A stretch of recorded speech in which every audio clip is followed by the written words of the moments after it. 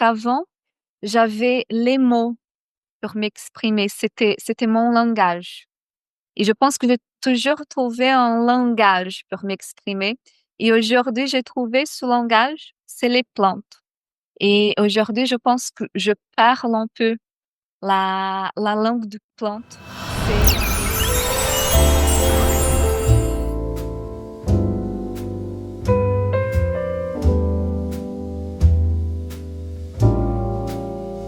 Bonjour à toutes et à tous. Je suis aujourd'hui avec Angelica Flores. J'espère que je prononce bien ton prénom et ton nom, parce que tu nous viens du Brésil. Tu vis en France en ce moment. Tu as un nom assez prédestiné pour le métier que tu fais. Est-ce que tu pourrais te présenter en quelques mots, Angelica? Bonjour à Jean-Baptiste. Bonjour aussi à tes followers. Et merci pour cette invitation.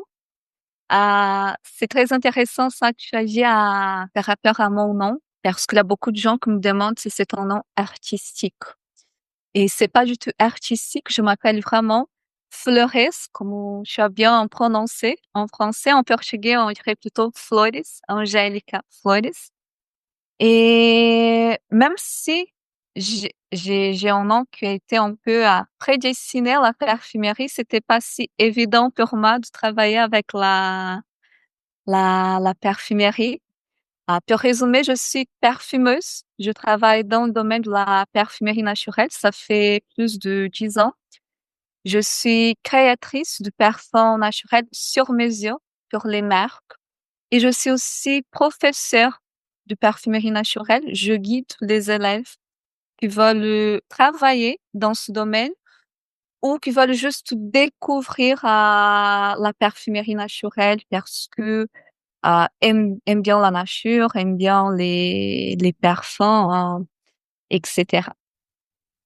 Merci. On reviendra tous sur la parfumerie naturelle plus tard, mais là, je voudrais revenir un peu sur tes origines. Qu'est-ce qui t'a amené là? Est-ce que dans ta famille, il y avait déjà cette connexion avec les plantes, avec la parfumerie, avec Alors, non. Dans ma famille, il n'y avait pas cette connexion avec les plantes ni avec l'air. Ma mère, elle était professeure et mon père, peut-être, il m'a donné un peu ce côté un peu plus artistique parce que il était peintre et il faisait de tableaux.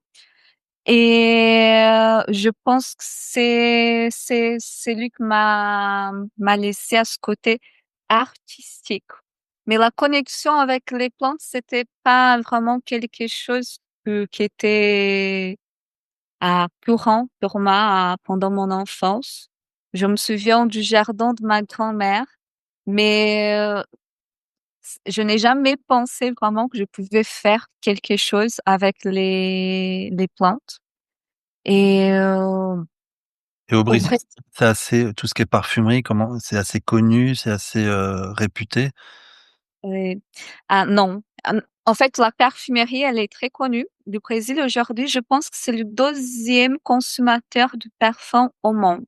Ah oui, Du coup, on utilise beaucoup de parfums, mais le métier de la parfumerie, c'est pas vraiment quelque chose de brésilien, on va dire. Même les parfumeurs qui travaillent dans les maisons de fragrance au Brésil, en général, ils sont français. ouais. Parce qu'aujourd'hui, c'est la France qui est la référence en parfumerie. Alors, je n'avais jamais entendu parler du métier de parfumeur quand j'étais enfant ou quand j'étais adolescente. Je savais pas que ça existait et que je pouvais devenir parfumeuse avec les qualités, les compétences que j'avais. Et tu voulais faire quoi quand tu étais enfant, ou adolescente? Je voulais être actrice. Je pense que c'est la première chose que je pensais, c'était actrice, ou écrivaine. Il y Et avait quand même quelque chose dans l'artistique, c'était déjà, oui. toujours dans l'art, dans l'émotion, dans l'expression, je pense.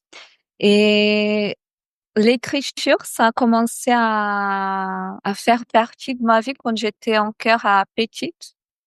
J'avais mes poésies déjà, choses comme ça. Je publiais ça à l'école. Et après, quand j'étais adolescente, euh, j'ai pris le début de l'Internet. J'avais à 14 ans, je pense 13, 14 ans, quand on a commencé à faire les blogs ou des choses comme ça. Et quand j'ai pu avoir accès à l'Internet, la première chose que j'ai fait, c'était de créer un blog. Du coup, j'étais blogueuse. Et c'était pas courant de faire ça à mon âge, quand j'avais 14 ans. Bon, ça fait plus de 20 ans. Et ça attirait l'attention un peu. Et quand j'avais 17 ans, j'ai commencé à écrire professionnellement. J'ai commencé à écrire pour les marques, principalement, qui voulaient avoir un blog. On parlait pas encore de Facebook, d'Instagram, de TikTok. C'était quelque chose beaucoup plus rétro, Artisanal. artisanal. Et ça a bien marché, mais je pensais pas vraiment que je pouvais vivre autant que qu'écrivaine ou que rédactrice. Et je savais pas quoi faire comme profession. J'avais 17 ans, je devais aller à l'université.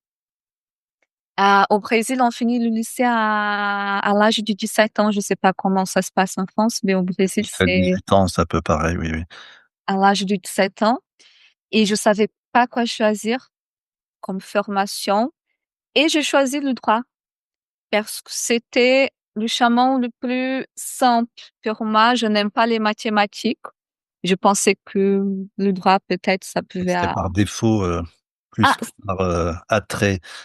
c'était un peu plus sérieux. Je pense que c'est ça. J'ai mon ascendant en Capricorne et je pense que j'ai le besoin parfois d'avoir ce côté sérieux quand je fais les choses.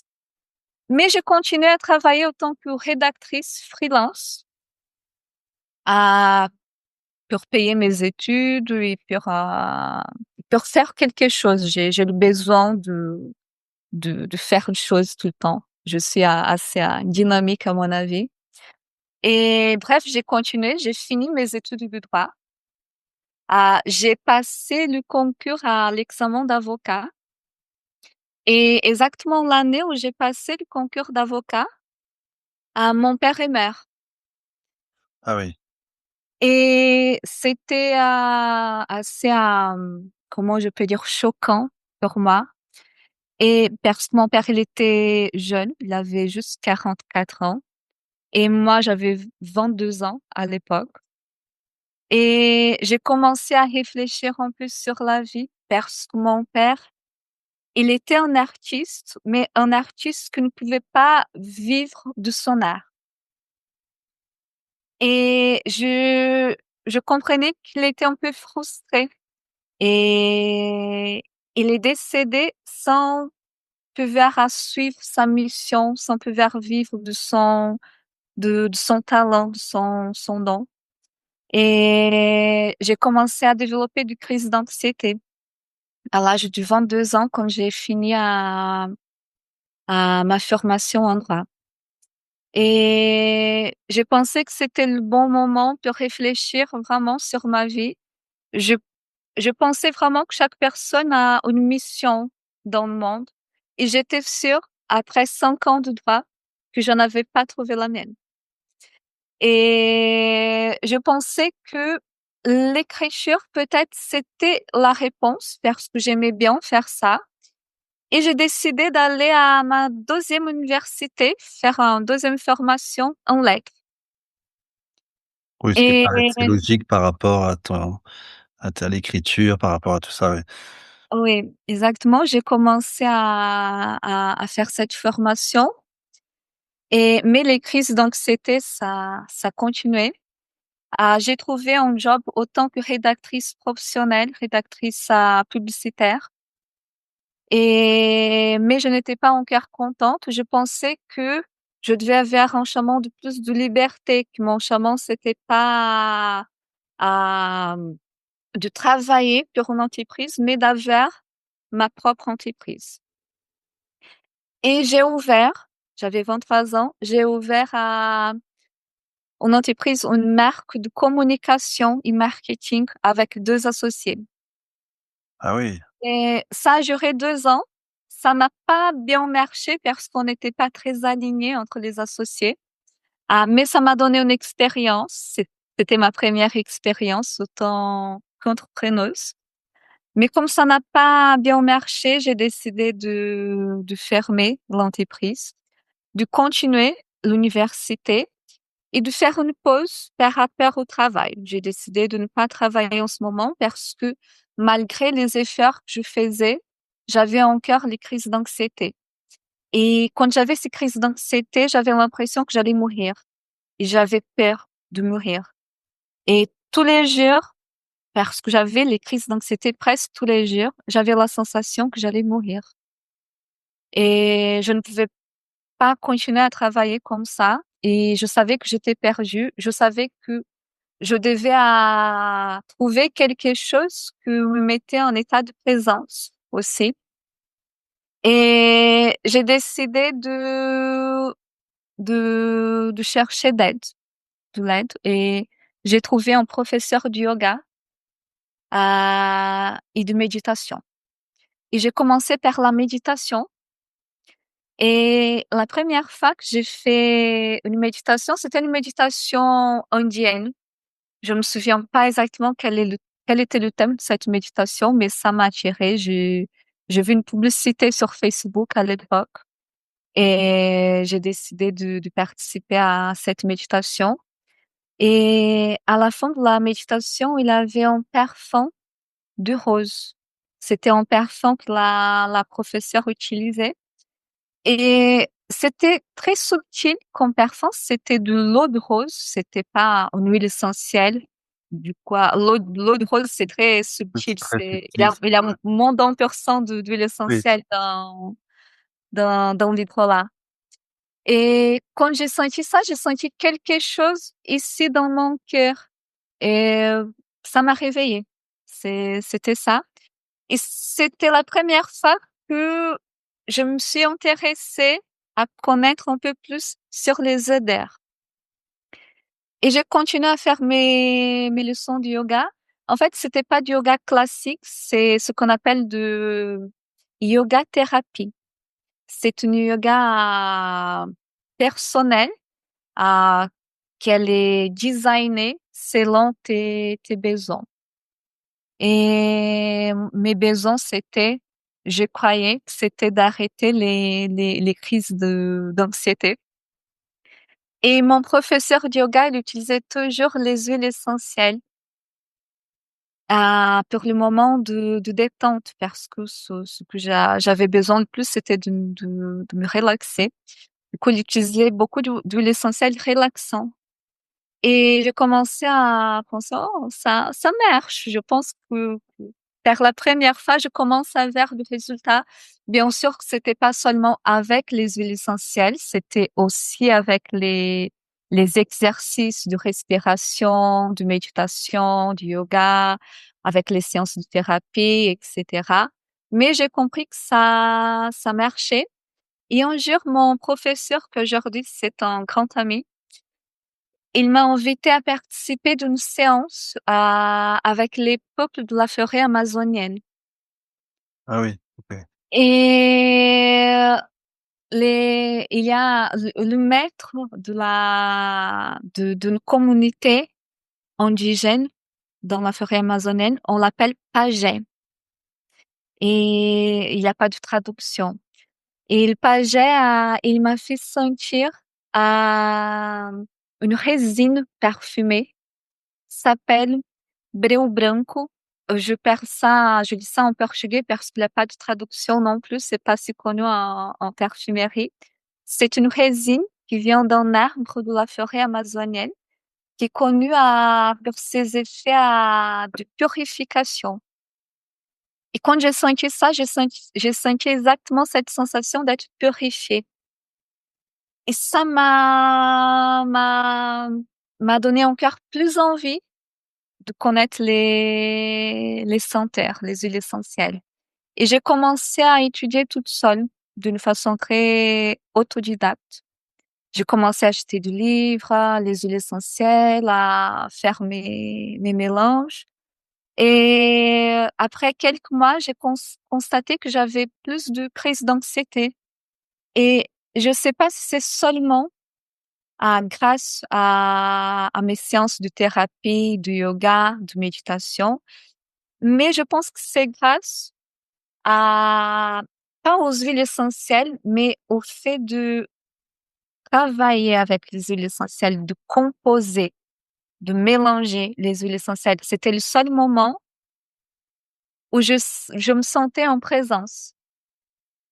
Et Déjà la création d'un parfum, puisque quand tu commences à mélanger ça, tu commences à créer, toi pourquoi pour toi c'est quoi en fait l'aromathérapie? Est-ce que c'est plus de l'aromathérapie? Est-ce que c'est plus autre chose? euh, je pense que dans mon cas, c'était pas de l'aromathérapie, c'était pas de la parfumerie, c'était simplement une connexion avec ma créativité. Je pense que depuis toute petite, j'avais cette créativité qui n'était pas travaillée. Et c'était la première fois peut-être où je pouvais avoir ce côté créatif, même si avec l'écriture, je pouvais avoir ça aussi. Mais c'est différent parce que dans l'écriture, je peux rentrer dans la tristesse. Je peux, je peux trouver beaucoup d'émotions négatives aussi. Et avec les huiles essentielles, j'ai pas senti ça. J'ai senti plutôt que je pouvais créer un monde de beauté, que c'était juste la beauté que je pouvais créer avec ça. Et je pense que c'était le fait de travailler avec mes mains, de travailler avec mon intuition, avec ma créativité. Mais je sais pas si c'est les parfums exactement. Par contre, j'ai fait une formation en aromathérapie parce que je voulais comprendre comment les huiles essentielles travailler sur les émotions, pas sur le physique, mais sur les émotions principalement. Ma envie, mon envie, en fait, c'était de faire une formation en parfumerie depuis le début, mais il avait pas ça au Brésil. Et je vais revenir à ça plus tard. Oui, oui. Ouais, j'ai commencé avec l'aromathérapie et mon professeur de yoga m'a invité à créer du parfum personnalisé pour les événements de méditation. Et les méditations en général, c'était thématique. Il y avait la méditation de la joie, il y avait la méditation de la détente, etc. Et je faisais les parfums à l'heure pour réveiller les émotions, comme la joie, comme la détente. Et ensuite, je commençais moi-même à créer les méditations olfactives. Et je donnais ces méditations dans le même espace où je faisais mes leçons de yoga. C'est pour ça que je parle de ce professeur, parce que je pense que c'est lui vraiment le responsable Oui, parce de... qu'on va ça s'appelle la magie des rencontres, Et, le podcast là, donc ta vraie magie, ta vraie rencontre magique, ça a été avec lui. et j'ai créé aussi une collection de parfums pour les 7 chakras, parce qu'il avait cet événement de... Je me souviens pas comment s'appelait l'événement, mais c'était pour équilibrer les 7 chakras. C'était des événements que j'aurais de retraite, en fait. Et, bon, je vendais ce parfum dans les événements aussi. Et ça a commencé à très bien marcher. Mais ce que les gens aimaient bien de mes parfums, c'était pas le côté aromathérapie. Les gens aimaient bien l'odeur. Et j'ai compris que c'était différent des odeurs de produits d'aromathérapie. Et on voyait la différence. J'essayais toujours de trouver un équilibre. Et à Toi, tu cette époque-là, toi, comment t'appelles ça en fait? C'est si c'est pas de l'aromathérapie, qu'est-ce que ça peut être, je pense que c'est mon travail aujourd'hui et je veux t'expliquer ça encore plus tard juste pour avoir un fil conducteur. Oui, vas-y, vas-y, je t'écoute.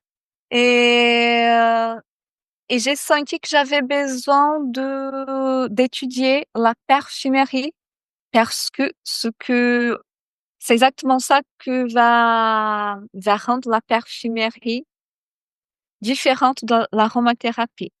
C'est l'art et la technique. C'est deux éléments fondamentaux en parfumerie. L'art et la technique. L'intuition, la créativité, bien sûr, ça fait partie des éléments fondamentaux de la parfumerie. Mais ça, j'avais déjà.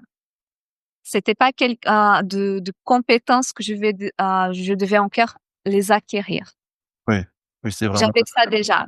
Mais oui, je savais que j'avais pas la technique et que je ne maîtrisais pas encore l'art de la parfumerie. C'est pour ça que j'ai décidé de venir en France, mais pas encore pour habiter. Je suis venue en France pour découvrir la parfumerie française, parce que pour moi, c'était la référence en parfumerie, même si la parfumerie n'est pas née en France. Aujourd'hui, les écoles de parfumerie sont en France, les parfumeurs sont principalement en France, les principales marques de parfumerie sont en France. Euh, et je suis venue ici pour étudier, pour découvrir la parfumerie, pour rencontrer des fournisseurs aussi pour mes parfums. Et ensuite, je suis rentrée au Brésil et j'ai eu l'idée de donner des cours de parfumerie, des ateliers de parfumerie, parce que j'ai compris le besoin du marché, parce que j'ai vu qu'il n'y avait pas de professeurs de parfumerie au Brésil. Et je commençais à donner des ateliers. Au début, c'était des ateliers sans, parce que j'avais pas trop de connaissances non plus. Alors, c'était la pyramide olfactive, les notes de tête, de cœur, de fond, de composition très simple. C'était pas du cœur complet de formation comme je fais aujourd'hui. Mais ça a commencé à bien marcher et je donnais les ateliers au sud du Brésil. Le Brésil, c'est très grand comme pays. oui, Et moi, je viens du sud du Brésil, d'une ville qui s'appelle Curitiba. Curitiba, même si c'est pas connu en Europe, c'est une ville où il y a 3 millions d'habitants. oui. C'est une très grande ville et j'avais beaucoup de clients là-bas. Mais petit à petit, il y avait du genre du nord du Brésil qui voulait aussi faire les ateliers et ils voyageaient pour faire mes ateliers et faire un voyage du nord du Brésil au sud du Brésil, euh, ça peut prendre quelques jours. C'est pas si simple. Et c'est là où j'ai eu l'idée de faire des ateliers en ligne. Et c'était avant la pandémie. Et comment on peut C'était faire des ateliers en ligne? C'est toujours la question, avec des parfums. Et je pense que j'ai pris toutes mes connaissances dès que j'ai 17 ans, que j'ai commencé à travailler comme rédactrice, que j'ai travaillé avec la technologie, avec l'Internet. Et j'ai pris un peu de connaissances du marketing, de blogueuse à rédactrice, etc., pour attirer les gens d'abord. Et j'ai pas ça avec moi, malheureusement. J'ai créé un coffret avec plusieurs échantillons pour que les élèves puissent se pratiquer. Et c'était exactement les mêmes ingrédients que j'avais avec moi pour que je fasse les corrections des exercices. Et les cours, c'était des cours en direct à l'époque. Euh, alors, il y avait les cours en direct. Les élèves avaient leurs coffrets et moi, je faisais les corrections en temps réel, un peu. Et ça a bien marché. C'était un peu osé à l'époque parce qu'on n'avait pas encore beaucoup de cours en ligne. Et l'année c'était quand qu'on a commencé la pandémie, je me souviens pas. 2020. Oui, ça, c'était en 2018. J'ai commencé à faire les cours en ligne. Et en 2020, c'était la pandémie. Et moi, j'avais déjà une structure pour faire mes cours en ligne. J'avais déjà les cours en ligne. Déjà Bref. prête, tu avais déjà ressenti que c'est le cas de le dire, qu'il y aurait quelque chose qui se Bon. passerait.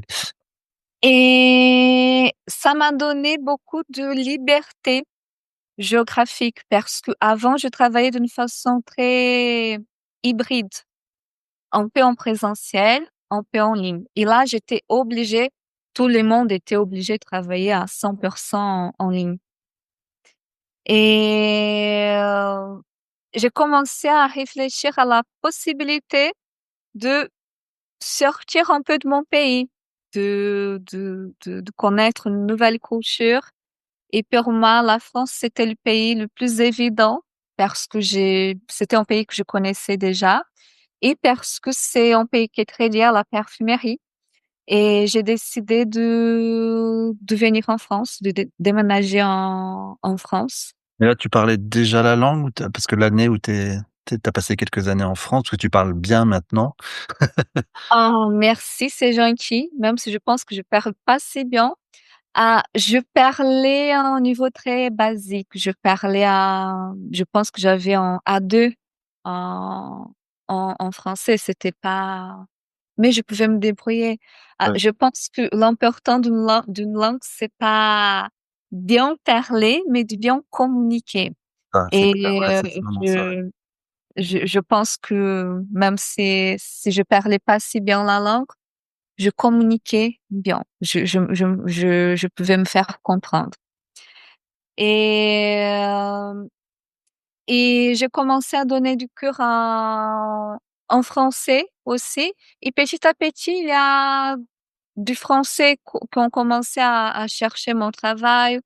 Il y a du portugais aussi, parce que comme je parle portugais, les portugais ont commencé à chercher mon travail aussi. Euh, et je pense que c'est grâce à cette technologie et à cette, bon, comme je dis, c'était une recherche antérieure aussi, mais je pense que j'ai pris toutes mes connaissances pour créer mon travail. Et aujourd'hui, je pense pas, les gens me disent, ah, je travaille avec la parfumerie. Non, je travaille avec la parfumerie naturelle. Pour moi, c'est une autre chose, c'est différent. Et c'est pas une parfumerie qui est liée à la mode, qui est liée à la beauté, qui est liée aux tendances, du marché. C'est une parfumerie qui est liée aux plantes, qui est liée au langage de plantes, qui est liée surtout aux émotions. Je pense que c'est ça que je peux décrire mon travail. Alors la question c'est, qu'est-ce que la parfumerie naturelle? Et pour beaucoup peut-être encore, pour eux les parfums, oui, c'est tous à base de plantes en fait, ouais. Ah oui, oui, ça c'est vrai. La parfumerie naturelle, c'est, en fait, c'est juste aujourd'hui qu'on a qu'on fait cette différenciation entre la parfumerie naturelle et la parfumerie classique, on va dire, conventionnelle. La parfumerie naturelle, c'est la première parfumerie à exister dans le monde. On ne sait pas exactement quand et où est née la parfumerie, mais les premiers à trait on dit trait ou trait, je sais pas. Les premiers Les premiers qui ont qu'est-ce que les j'ai premiers qui ont évidents. oui, les preuves ou les au niveau histoire, oui, ça a été, il y a eu plusieurs peuples, non, c'est ça en fait, Oui. Mais on va trouver beaucoup d'informations, principalement dans les civilisations anciennes, telles que l'Égypte, la Grèce, la Chine impériale, mais la l'Inde. Grèce était inspirée par les Égyptiens aussi, ils vont dire, Ah oui, ouais. toujours. Et la parfumerie est née avec les plantes, mais avec le besoin de communiquer. De communiquer avec qui à cette époque-là? Avec les dieux. parce que on parle de civilisation polythéiste. Du coup, ils utilisaient les parfums pour communiquer avec les dieux. Et les plantes étaient brûlées. C'est le concept d'encens qu'on a aujourd'hui. Parfum, c'est parfumé en fait, le par Et par la ça par la vient, fumée en fait, oui. exactement, c'est exactement ça. Ça vient du latin perfumum, à travers la fumée. Et ils étaient utilisés aussi pour guérir, pour séduire. Et c'était comme ça au début à la fin du 19e siècle, début du 20e siècle, avec le développement de de la chimie moderne. Et, et c'est là, à la fin du 19e siècle, qu'on commence à séparer qu'est-ce que c'est la parfumerie naturelle et qu'est-ce que c'est la parfumerie de synthèse. Du coup, je pense que c'est beaucoup plus important de comprendre qu'est-ce que c'est la parfumerie de synthèse pour comprendre qu'est-ce que c'est la parfumerie naturelle. La parfumerie de synthèse, elle est faite avec des ingrédients qui sont créés en laboratoire et elle est inspirée de la nature. C'est-à-dire, si tu as une essence du rose synthétique, c'est-à-dire que les molécules aromatiques naturelles de la rose qui ont été étudiées. Il y a quelques molécules aromatiques de cette rose qui vont être copiées de façon artificielle. Euh, Par contre, quand je parle d'une rose synthétique et d'une rose naturelle, j'ai pas la même complexité d'information. Dans la rose, on va avoir de centaines de molécules aromatiques dans la rose naturelle. Dans une rose synthétique, on va avoir les principales molécules aromatiques. Il y a moins de facettes, il y a moins d'informations, mais ça a rendu les choses les plus simples. Parce qu'avant, on dépendait essentiellement de la nature pour avoir les parfums. Mais la nature, ça change. S'il fait chaud, s'il pleut beaucoup, ça va avoir un impact sur les odeurs. C'est ce qu'on appelle de terroir. Si on a du changement climatique, changement du sol, etc., tout ça, ça peut changer aussi. Donc de la même composition d'un parfum, ça sera pas le même d'une année sur l'autre. Alors qu'en chimie, ça sera toujours la même chose, ouais. Il y aura Oui, jamais de surprise, oui, ouais. c'est ça. Et, euh, et c'est, du coup, au début, la parfumerie synthétique, elle était inspirée de la nature, mais avec les années, ça a commencé à être inspiré pas seulement de la nature, mais aussi de choses qui n'existent pas dans la nature. Par exemple, le parfum les parfums qu'on appelle parfums de ville, c'est pour rassembler les odeurs qu'on trouve en ville. À, à l'odeur comment on appelle ça? Bitume. Un Pour, diesel.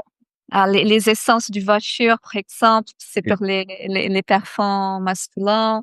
Euh, les odeurs très sucrées, ça me fait penser au dessert aussi, qui sont les parfums gourmands. Et la parfumerie naturelle, elle a continué son parcours. Elle a gardé cette tradition de travailler toujours avec les plantes et pas seulement pour faire du parfum à sont des accessoires. Parce que les parfums qu'on achète dans les grandes marques, dans les grands magasins, ils sont des parfums qui sont comme un accessoire. C'est comme du boucle d'oreille, c'est comme du vêtement, c'est pour t'habiller, on, on va dire. Et la parfumerie naturelle, dans la parfumerie naturelle, on a les parfums qu'on appelle du fonctionnel.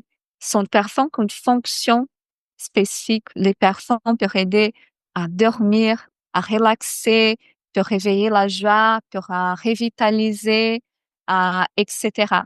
Et, mais je peux me dire, ça, c'est pas l'aromathérapie. Non, parce que dans l'aromathérapie, on n'utilise pas les techniques d'harmonisation qu'on utilise dans les parfums. Dans les parfums, on va toujours chercher la beauté. Et c'est pas la beauté physique, c'est la beauté dans l'imaginaire. C'est la beauté dans la magie, c'est la beauté dans les plantes. C'est, euh, c'est vraiment un univers de beauté, c'est dans l'imaginaire, c'est une beauté invisible parce qu'on voit pas les parfums, mais on peut accéder à cet univers de beauté à travers les parfums naturels. Et c'est ça que m'assure le plus, c'est de pouvoir accéder à cette quantité d'émotions dans chaque ingrédient naturel. Et je pense que c'est les ingrédients qui m'ont attiré le plus dans la parfumerie parce qu'avant, j'avais les mots pour m'exprimer. C'était mon langage. Et je pense que j'ai toujours trouvé un langage pour m'exprimer.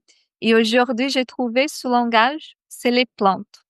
Et aujourd'hui, je pense que je parle un peu la langue de plante. J'arrive quand je sens une odeur, j'arrive à comprendre ce La qu'elle est en train raconter, ouais. de me dire. C'est une communication invisible. Je pense pas que c'est quelque chose que c'est unique. C'est-à-dire que c'est juste moi que j'ai cette compétence, que j'ai ce don de, d'écouter les plantes. Je Et pense que tout le monde toi, peut faire ça. tu pourrais dire que les produits, le contraire entre les produits synthétiques et les produits naturels, quelque part, les produits naturels, celles qui viennent de la nature, elles ont une âme et pas les autres. Je pense, oui. Je pense qu'il y a une âme, je pense qu'il y a une énergie aussi. Et je pense qu'il y a une chimie également qui est un peu plus raffinée. C'est exactement, par exemple, le jasmin quand fleurant, il a plus de 400 molécules aromatiques. Chaque molécule aromatique du jasmin nous raconte une histoire. Et ça change. Et j'ai eu une expérience très intéressante. Il y a une fleur que j'aime, mais que j'aime vraiment, c'est l'ilang-ilang. Et j'étais en train de étudier cette fleur. Euh, c'est différent huiles essentielles parce que on a les langues extra, les langues 1, les langues 3, les langues complets, l'absolu du langue. Et j'avais deux étudiantes avec moi et l'exercice, c'était on doit juste sentir et raconter ce qu'on voit, ce qu'on sent en sentant ce parfum d'ylang-ylang. Et c'était très intéressant parce que moi, je savais c'était l'ylang-ylang, mais elle ne savait pas. C'était cette fleur. C'était un entraînement olfactif. Elles ont fait la même description olfactive et elles sont allées au même endroit. C'était dans une plage tropicale. Et j'ai trouvé ça assez intéressant parce que l'ylang-ylang, c'est une fleur tropicale. Et elles ont commencé à donner beaucoup de détails sur cette plage. Et j'ai commencé à chercher un peu l'origine de l'huile essentielle qu'on était en train d'étudier. Et ça venait de Madagascar. Et j'ai trouvé un peu les paysages. C'était exactement comme les paysages Elle qu'elle décrivait. décrivait Waouh! un peu. Alors, on peut accéder même à un endroit en sentant. Mais pour faire ça, on doit se concentrer sur notre odorat. C'est une méditation, vraiment. Oui, il y a Et, aussi ce côté médium, en fait, se connecter avec, et un autre fermer les une autre yeux. personne, en fait, ou un autre être, ouais.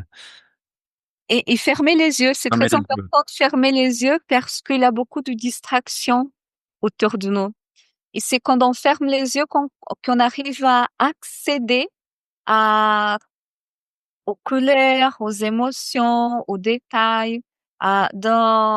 Sur mes matériaux didactiques, par exemple, j'associe toujours un ingrédient à une couleur et à plusieurs couleurs. Et ça, c'est assez intéressant parce que les élèves doivent faire le même exercice de trouver une couleur. Et en général, c'est les mêmes couleurs qui que revient. moi, j'ai Ouais. trouvé aussi. Et ça, c'est très intéressant parce que ça me fait, à mon avis, accéder à une autre dimension.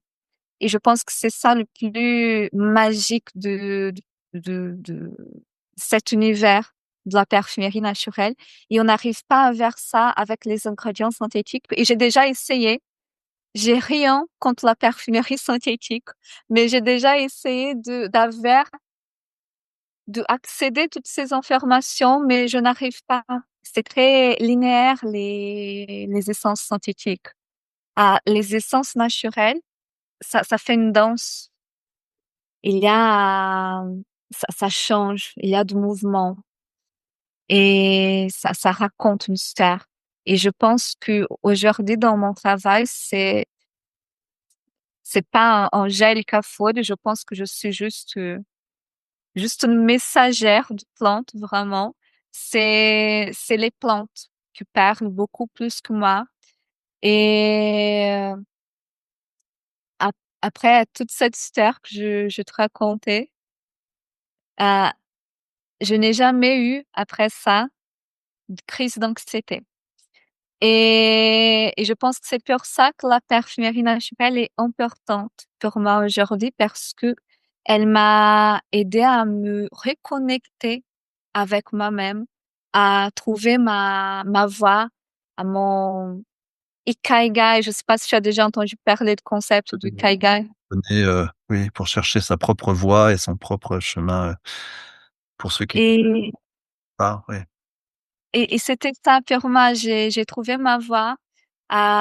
J'ai pas abandonné l'écriture pour ça. Je fais encore j'écris mes matériaux didactiques. J'ai fait mes contenus aussi sur Instagram, sur mon blog, etc., mon site web. Mais il manquait juste une chose pour trouver ma voie. Je pense pas que j'étais si loin parce que même avec Lucas, ah, tu connais la déesse de la justice, elle tient la balance. balance, oui, Et dans le droit, on cherche toujours l'équilibre. tout à fait, oui, oui, c'est vrai que c'est la même, oui, Et avec l'écriture, je pense que je trouvais toujours la beauté, les émotions, exprimer les émotions.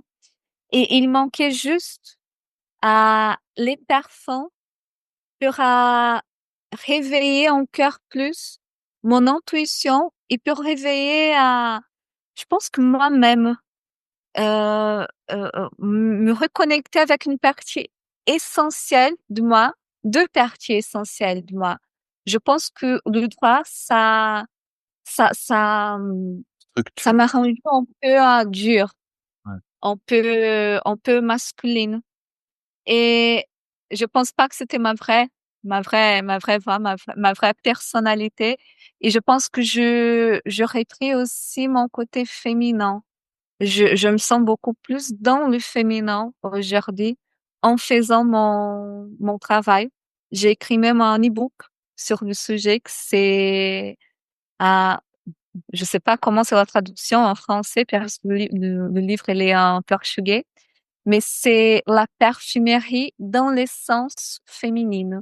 Mmh. Et du coup, je raconte un peu de comment ça a réveillé mon féminin, mais comment j'ai vu aussi le féminin à, en étant réveillé chez mes élèves, pas seulement chez les femmes, mais chez les hommes aussi.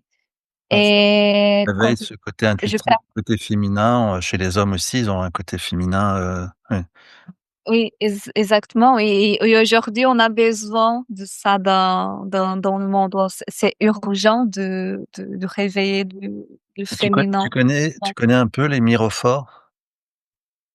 Non, je connais pas le concept. En fait, c'était des femmes prêtresses, bah, Marie-Madeleine en faisait partie, par exemple, qui Mmh. soignaient ou qui faisaient des onctions, pour Oui, plusieurs étapes de la vie oui, ou pour faire du bien à oui, l'autre, qui faisaient des oui, onctions avec de parfums, oui, pour oui, les personnes, en fait, ouais. oui.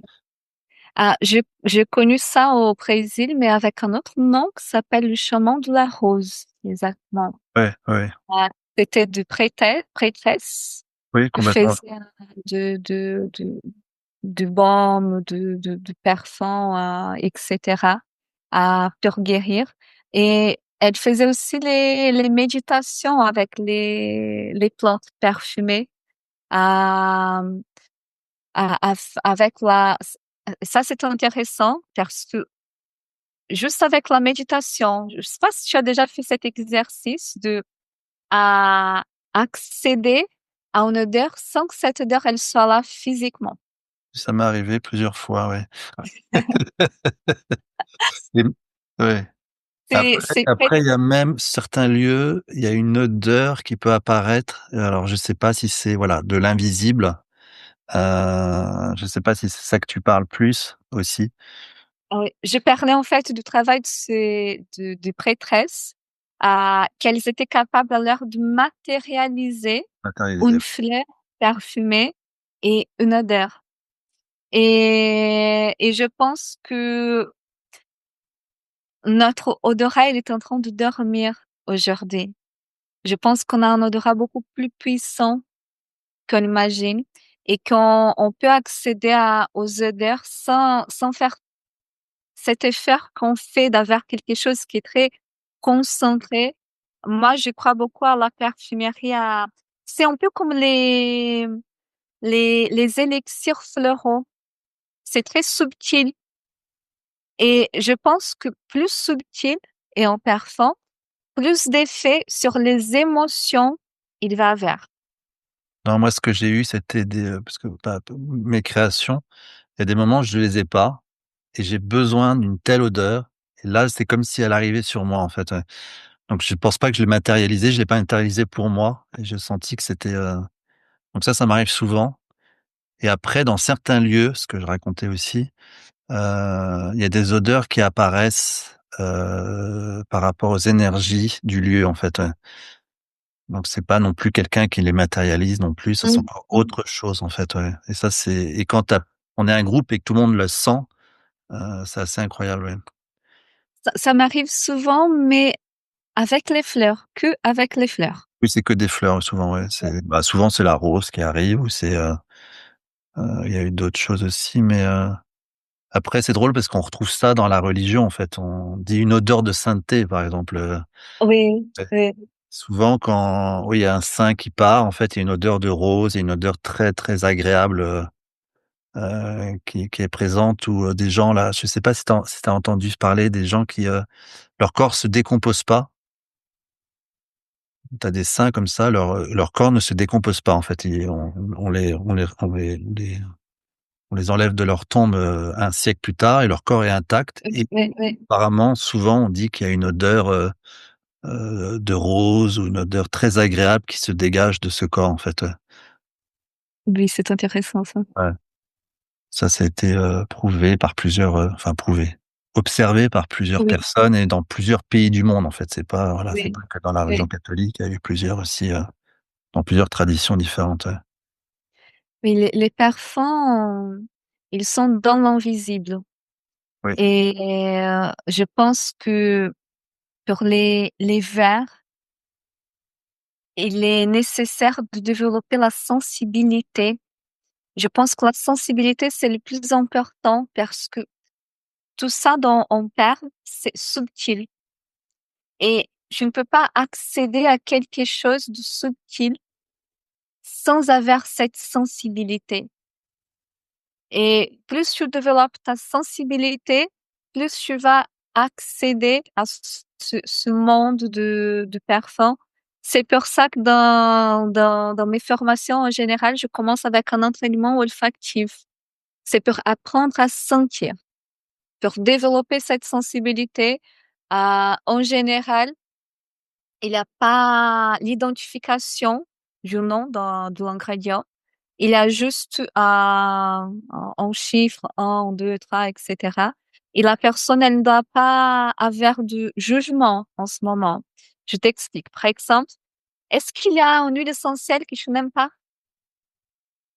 On adhère en parfum que je n'aime pas. Tu parles à moi? Oui. Ou en général? Waouh,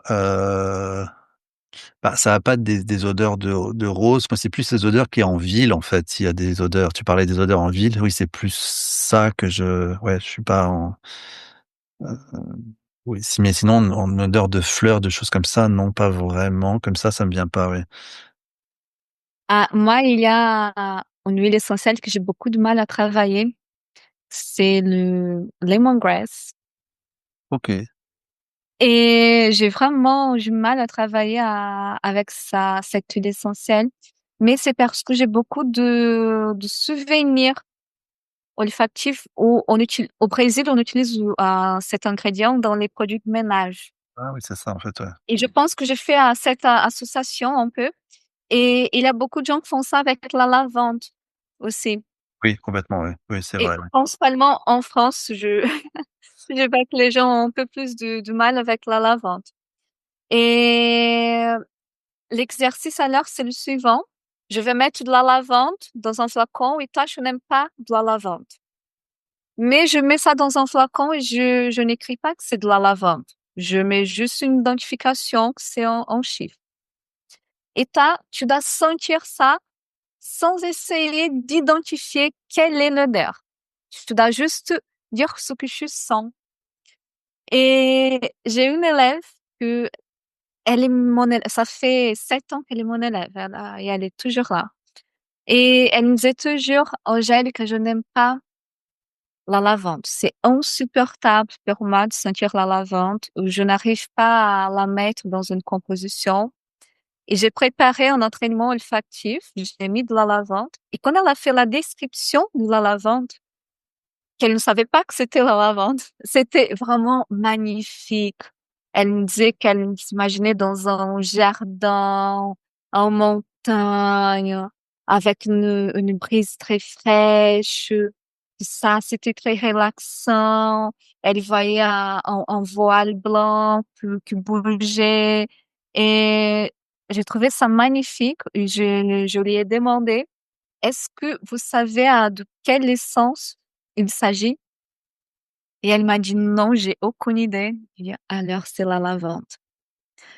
Et comme ça, elle a appris à aimer, à, à, à aimer, non, à se reconnecter avec la lavande parce que on a beaucoup de jugements avec les odeurs. Et parce qu'on pense qu'on connaît déjà les odeurs. La lavande qui est dans le produit de ménage, c'est pas la même lavande qu'on utilise dans les parfums. Et ça peut changer encore en fonction de C'est souvent plusieurs synthétique. C'est choses. souvent synthétique en plus, ouais. Et oui, principalement, c'est synthétique. Et moi, j'ai appris à ouvrir mon esprit un peu, sans ce jugement. Avant, j'étais très attachée à tout ce qui est rare. Le oud, santal, tubérose. Et aujourd'hui, je suis un peu plus dans cette réceptivité avec les ingrédients, d'accueillir les ingrédients, de accueillir leur message aussi. Sauf avec le lemongrass, je dois travailler encore ça, ça reste difficile pour moi. Mais j'ai trouvé un autre ingrédient pour remplacer le lemongrass. C'est un peu comme le lemongrass, mais un peu plus délicat. C'est la Litsea. Je sais pas si tu connais la Litsea. Lychée Elle est lychée spiridée citronné, aussi. non? Lychée citronné ou lychée C'est Litsea cubeba. oui, c'est ça, c'est la lychée citronnée en français, ouais. Oui, c'est très bon ça, ouais. Oui, c'est citronné. Ouais. Et mais sinon, je travaille avec presque tous les ingrédients aujourd'hui. Et ce qui explique que il y a un livre de Jean-Claude Helena. Je l'ai lu en portugais. Je pense qu'en français, c'est le journal d'un parfumeur. Ouais. Jean-Claude Ellena, c'était le parfumeur d'Hermès. Et il y a un passage de ce livre qui m'a marqué, parce que même s'il travaille dans la parfumerie de synthèse, ça reste un créateur, un artiste. Il a dit que un bon parfumeur, euh, il peut avoir les meilleurs ingrédients, mais ça veut pas dire qu'il va créer les meilleurs parfums. Et un bon parfumeur, il peut avoir les ingrédients les plus simples, il va faire quelque chose qui est agréable. Parce que la magie de la parfumerie, c'est pas les ingrédients, c'est ce mélange, cette alchimie qu'on fait. Et je peux avoir la meilleure tubéreuse, mais si je ne maîtrise pas la tubéreuse, je ne connais pas vraiment avec cette intimité la tubéreuse, tu vas pas faire un bon parfum avec la tubéreuse. Et je peux avoir un géranium qui est un ingrédient simple et faire un bon parfum parce que je connais le géranium. Le premier parfum que je fais, il y avait juste 3 ingrédients. Et c'est pas parce que je voulais mettre juste 3 ingrédients, c'est parce que j'avais juste 3 ingrédients. Et c'est quand j'ai commencé dans la composition, dans la parfumerie, c'était un parfum pour la joie. Oh, c'est bizarre, mais j'ai utilisé le lemongrass, exactement. Je sais pas pourquoi aujourd'hui je n'arrive pas à l'utiliser, mais j'avais le lemongrass, le romarin et la mandarine rouge. Pas mal, ouais. Et j'ai fait un parfum pour la joie. Tout le monde a bien aimé ce parfum. Même aujourd'hui, j'ai cette formule parce qu'il y a des gens qui aiment bien encore acheter ce parfum. Et c'est un parfum vraiment simple. Il y a rien de complexe et les gens adorent ce parfum. J'ai fait plusieurs compositions pour les marques d'aromathérapie, de parfums d'ambiance. Ce sont des compositions simples avec la cannelle, avec du cardamome. Et c'était de, du parfum très équilibré. Je pense qu'il y a une magie dans la composition. Je pense qu'on change un peu l'odeur. C'est pas, il y a quelque chose qui se passe quand on mélange les ingrédients.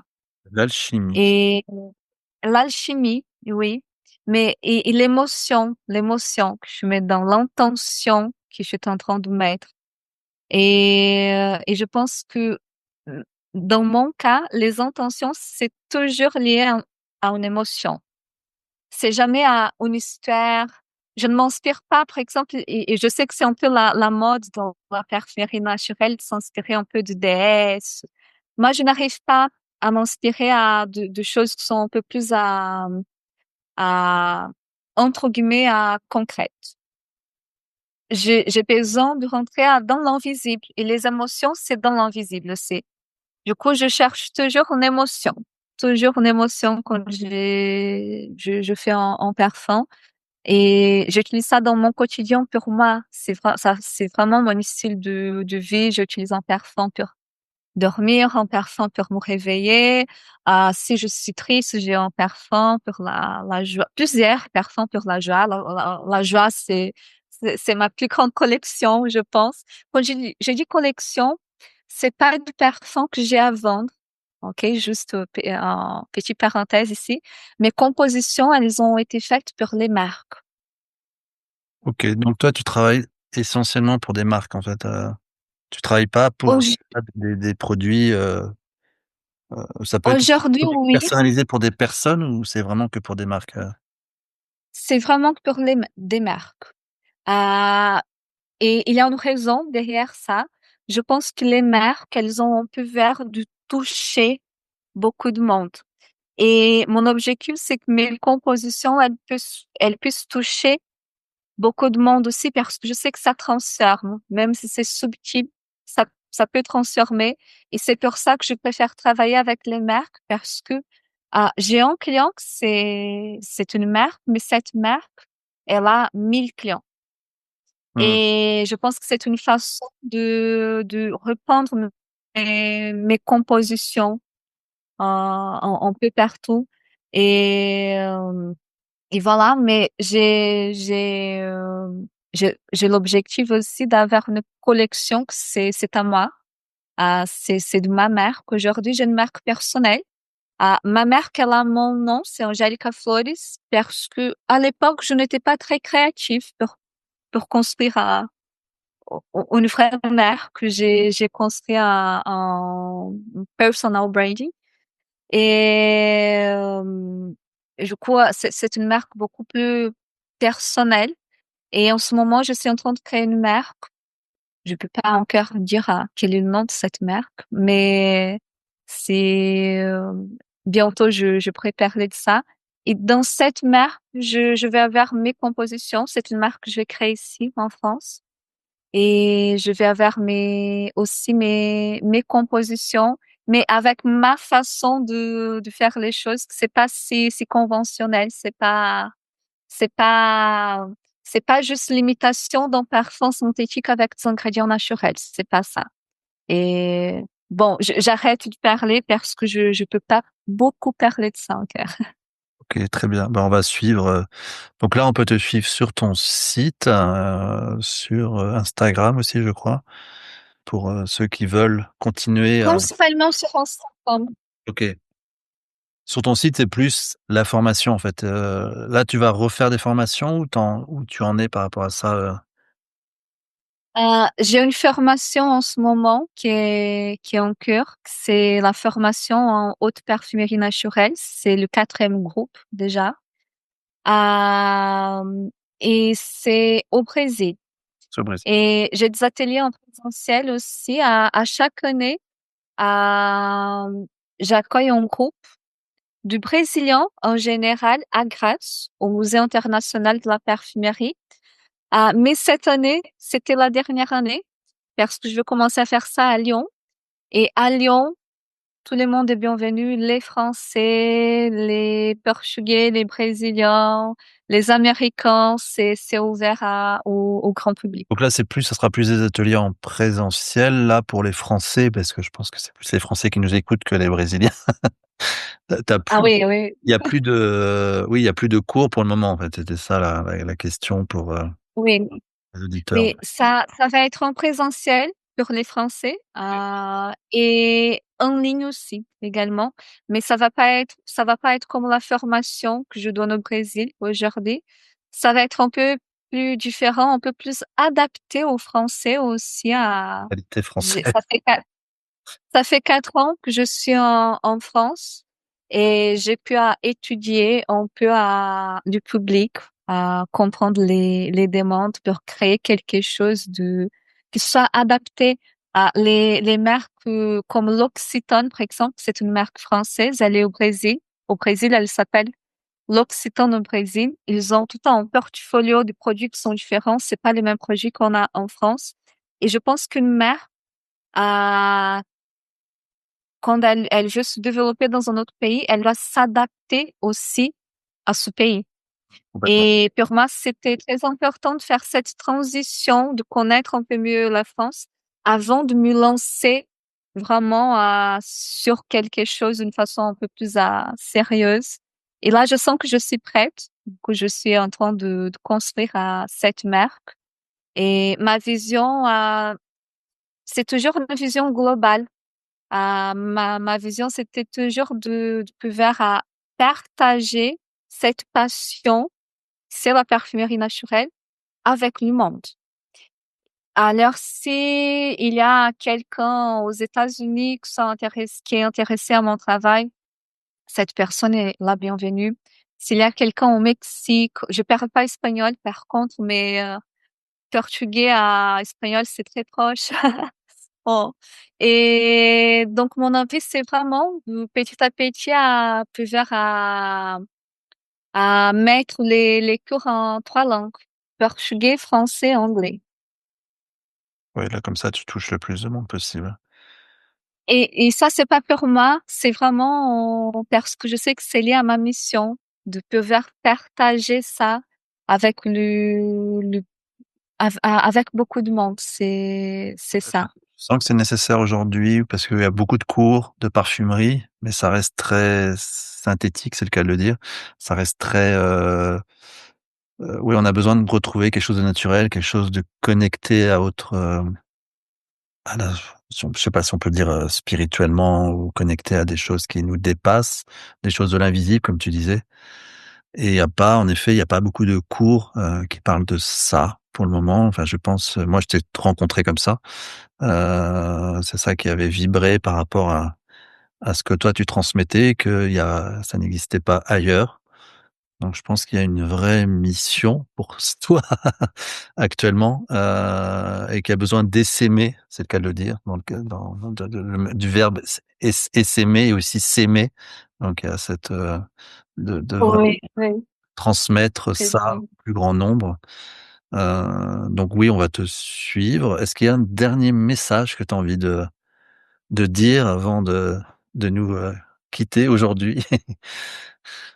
Un dernier message, je pense que j'ai plusieurs messages, mais je vais essayer de choisir les 3 les plus Synthétiser en un simples. seul. Oui, bon, Angélica, ça veut dire à la messagère, hein. Alors j'ai vraiment à je suis vraiment liée au message, à la communication, à inspirer les gens et je pense qu'aujourd'hui, on cherche beaucoup le luxe dans les parfums. Principalement quand on parle de parfums qu'on achète, chez les grandes marques et je pense que le vrai luxe, il est dans la nature. Que les choses les plus précieuses qui existent sont dans la nature et que la seule possibilité de se reconnecter avec nous-mêmes, c'est en en apprenant avec la nature, en ouvrant cet espace pour laisser la nature rentrer dans notre vie et je pense qu'avec la parfumerie naturelle, c'est le moyen le plus simple parce qu'il fait juste sentir. Il a aucun effort à faire. Il fait juste sentir. Et mon compromis aujourd'hui mon engagement, c'est avec le luxe conscient. Parce que purement la parfumerie, c'est du luxe.